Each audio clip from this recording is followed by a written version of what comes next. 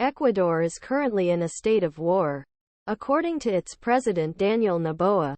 Earlier this week, he declared a state emergency after the leader of one of the country's two largest gangs escaped from prison. The next day, armed gang members broke into the Turkish TV news program, which was broadcasting the hostage-taking and violence live, and made their own statement.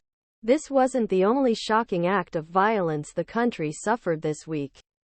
Gunmen raided hospitals, businesses and universities on Tuesday in what appeared to be a coordinated campaign with bravado, reminiscent of the cartels in mid-2010s Mexico or worse. Prisons seized through violent riots. Were detonated in many places.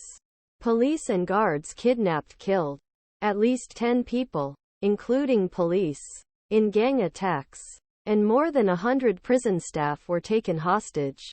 This may seem like an inexplicable turn for Ecuador, which many experts, including Felipe Botero, program head of the Global Initiative Against Transnational Organized Crime, told Vox is an island of peace in often troubled region. But the return to violence in an upper-middle-income country of 18 million did not happen overnight. While there have been factors that have accelerated rise in crime over the past few years, experts say it's a story that's been in works for nearly a decade.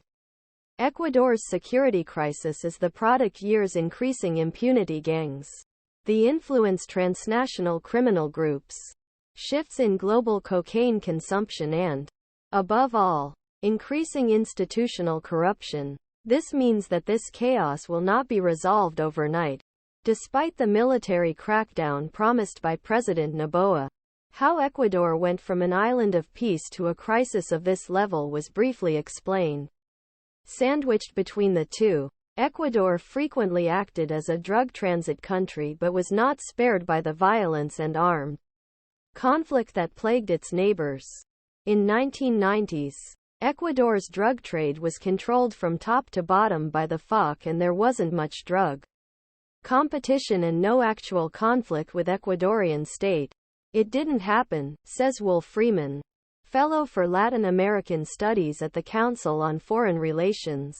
Later in 2016, the FARC was largely demobilized, a historic peace process for Colombia, but also one that created a power vacuum in northern Ecuador. Simultaneously, demand for cocaine began to change dramatically, declining in the United States and rising in Europe, where cocaine seizures have quadrupled since 2016.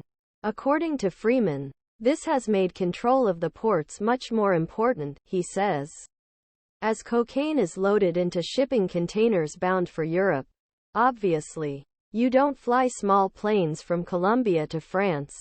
Ecuador has great ports for cocaine traffickers, especially Guayaquil on Pacific coast, country's largest port city and currently epicenter of raging crisis.